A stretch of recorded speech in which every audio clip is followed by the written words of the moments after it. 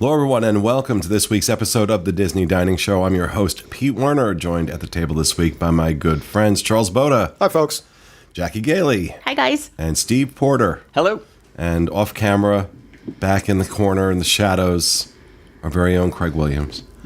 We're doing it from the studio this week, mainly because I was sick last week, and we didn't get a chance to record anything, so we need something to go up this week. Mm-hmm. So figured this is one way to make sure. Now, we will be in the parks. I will be in the parks this week, and we'll probably throw something in the can Wednesday or Thursday, but this is easier. Yeah. So, all right, Steve, you came up with an idea for a show that I really like. Yeah, I was brainstorming around, and I thought, what about character dining experiences that we wish were at Walt Disney World? So this can be really blue sky, anything you want, even if you can't think of a location for it to go exactly. I'll give you bonus points if you do have a location, but We're giving out points too. Yeah. But yeah, so one of the ones I thought of right off the top was they had a Tiana's Riverboat ice cream party a little while back, and I think it would be really cool if they had it as a sit-down dining experience, not just like ice cream. Well, I'll tell you, we just came off, Charles Rhino and I just came off the Wonder. Mm-hmm. And they have Tiana's Place, one of the restaurants on the Wonder. That used to be Parrot Key, which was like kind of gaudy tropical theme. They did such an amazing job with this, and I was thinking while we were in there, because they had this the Louisiana band playing, and the woman doing Tiana, probably one of the most gorgeous human beings I've ever seen in real life. Yeah. And I'm like, they really should have this at Walt Disney World. And the food was phenomenal, too. And the level of theming to entertainment was really cool. Like they there's a jazz band in the background playing at a level where it's entertaining, but you can still have a conversation. And the theming is like fun New Orleans, not over the top, but not subtle either. Like, is one of my top places, I think, if you were to add everything in property and then on the ships on there. It's like clearly one of the coolest themed without being ridiculous or over the top. Ooh, I have an idea. Okay. Can we change boat rides to this? Oh my God, that would be phenomenal. Yeah, that'd be great. Could we please do that? Change boat rides. Oh, Done. That would work. Your wish is granted. Even though French Quarter is really the It would be Louisiana, better, it would but- probably fit more there. Yeah. But to do something at boat rides, I mean, because there was a sit-down restaurant at French Quarter for a long time. They eventually closed it. Yeah. Bring it back and make it Tiana's Place. I think that That'd would be cool. be Yeah. that would be awesome. What are some of the other ideas we have for character experiences we wish Disney would do? Character meals we wish they would Charles, do. you want to go? Yeah, sure. So there's something, and it's not. I want a dining package, I guess. I want an attraction-based dining package where I'll just give you an example because it's easier to explain that way. Let's say there's a Buzz Lightyear dining package, and so I get in the package. I get fast passes for Buzz in the Magic Kingdom, right? And then go on there, ride it, and then after I get off, I get a character meal with Buzz. Right? So, one or two characters, maybe throwing some extra Toy Story characters in there and stuff, some green aliens, what have you, but something attraction themed, because there's a disconnect between the characters that you see and then the attractions that are in there. And you could keep it at the same place, but have it operate seasonally. So let's say during the Halloween months around fall, you've got a Haunted Mansion dining package, right? You get fast passes for Haunted Mansion, and then after you get done, you get to sit down and eat, subtle changes in theming at whatever restaurant they have.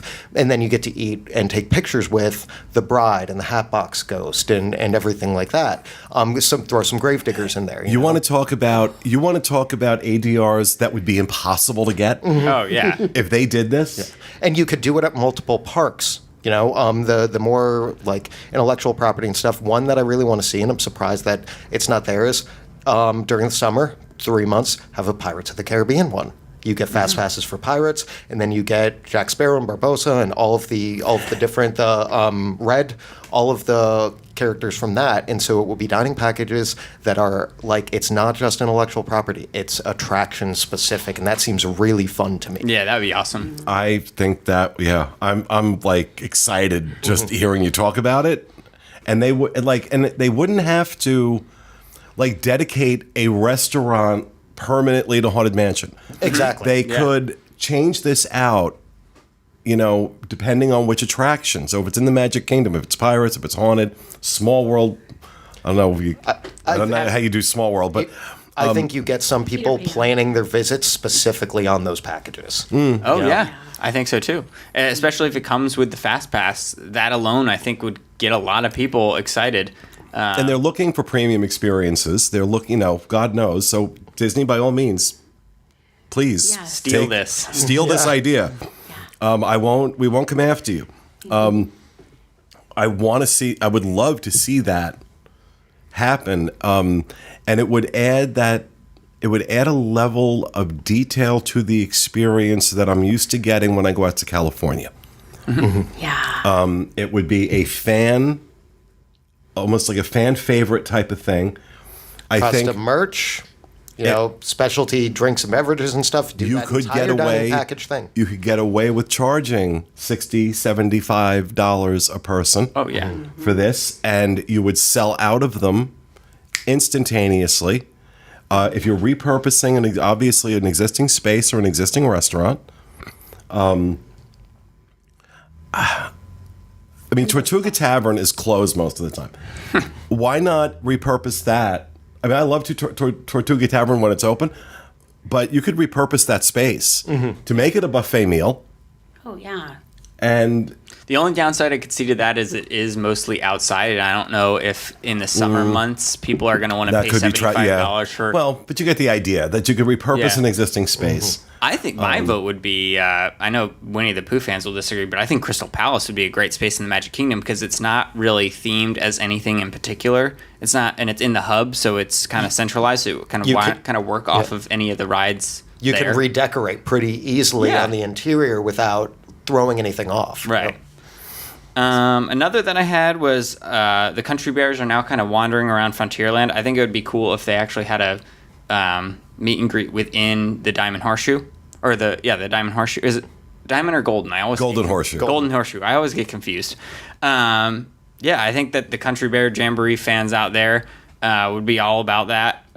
Similarly to the Fast Pass experience, although I think that's a notch above this one. Well, because let's be honest, that the character experiences that exist are very, very limited. I mean, really and truly. It's the Fab Five, Chip and Dale. You don't. Here, Disney has this. Like, I know that they did at Sci-Fi Dine-In. They did a Star Wars. Oh yes. Themed meal, a character meal, and the food sucked, but the characters were fantastic. You had stormtroopers walking around. You had the Jawas walking around. It was really, really cool.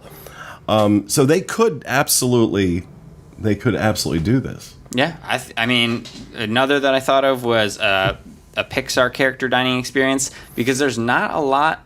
Again, there's, like you said, the library. They're not using a much better use of Pizza Rizzo. Oh yeah, a much better use of Pizza Rizzo. Yeah, I like the idea of Incredibles family dining. The second you said Pixar, I was like, oh, okay, do something with that. It's still very homey vibe and very fun, like all ages family friendly kind of thing. People love their pictures with that. So yeah, especially with, what about like a Muppets themed meal? That would be cool, but I don't. Are they going to have the creepy giant Muppets, or are they going to have the real Muppets? How are they going to do that? Have them behind a bar. Well, okay, no, you could have like Kermit and Miss Piggy. Think about what they do with Remy at the France Pavilion. Yeah, they have him come around on the cart, and you have those experience. You have that interaction with Remy.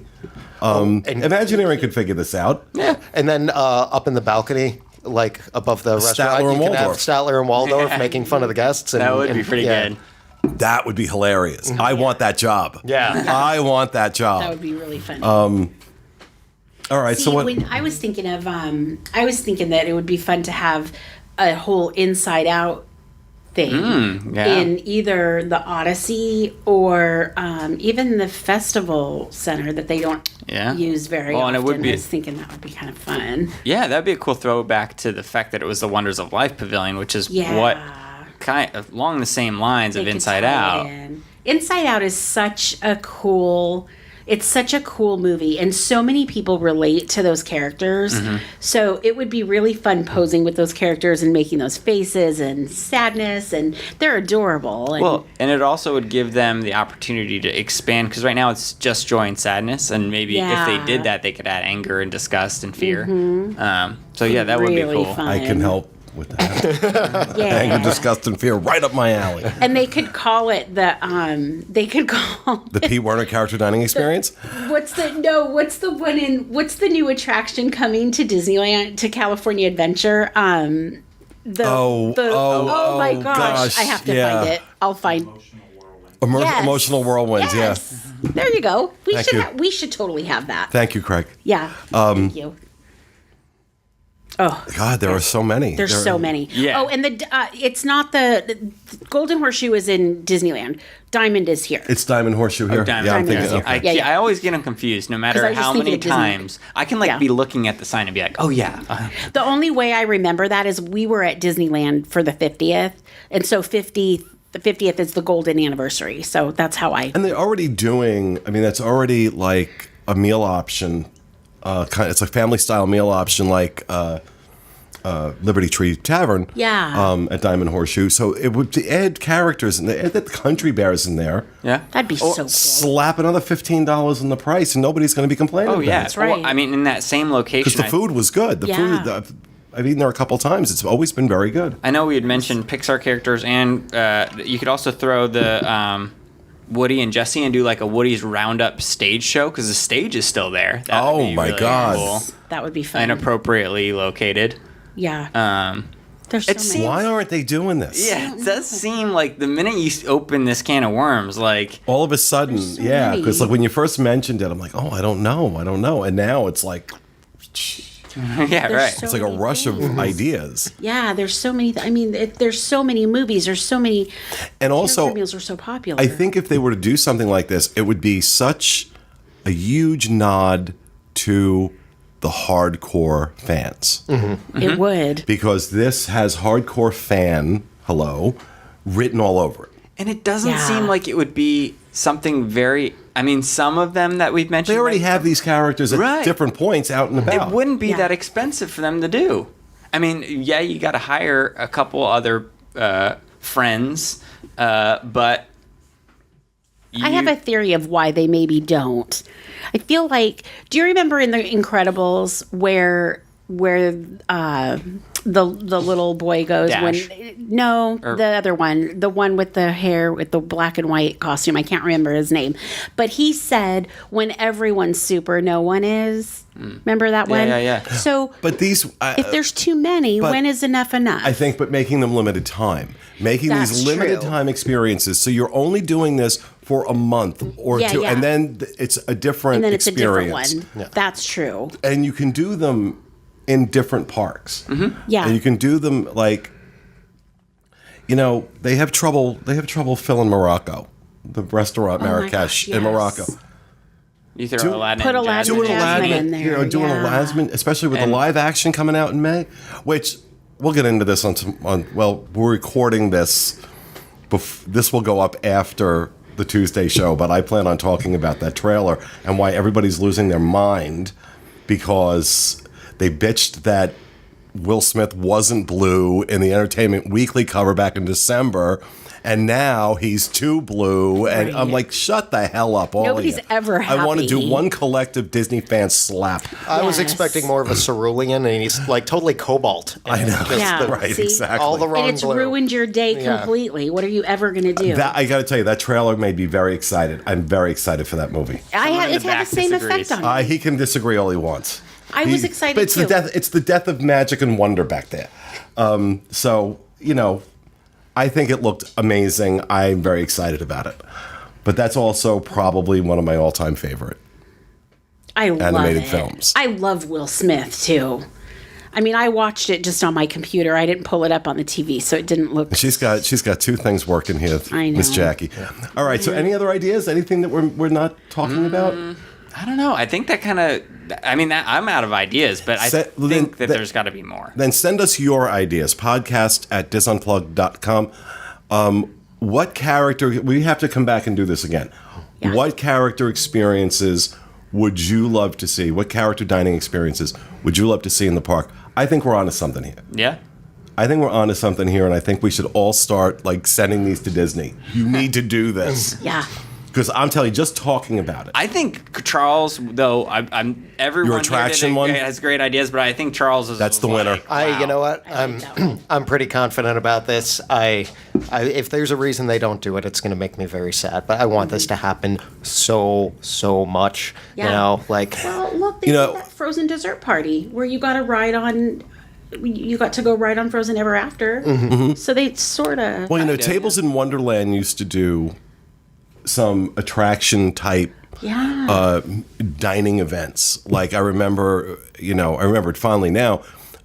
They did a progressive dining experience inside the Great Movie Ride. Mm-hmm. Now you didn't ride the ride, but you walked through the ride, and like appetizers and drinks were served in the old New York scene. That's cool. And then your main course was done in the Western scene, and your dessert was done in Oz.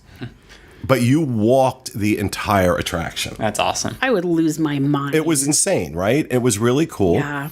And that was one of the best ones that they did. I know I've always wanted to eat a shrimp cocktail next to a mannequin dressed like Johnny Weissmuller.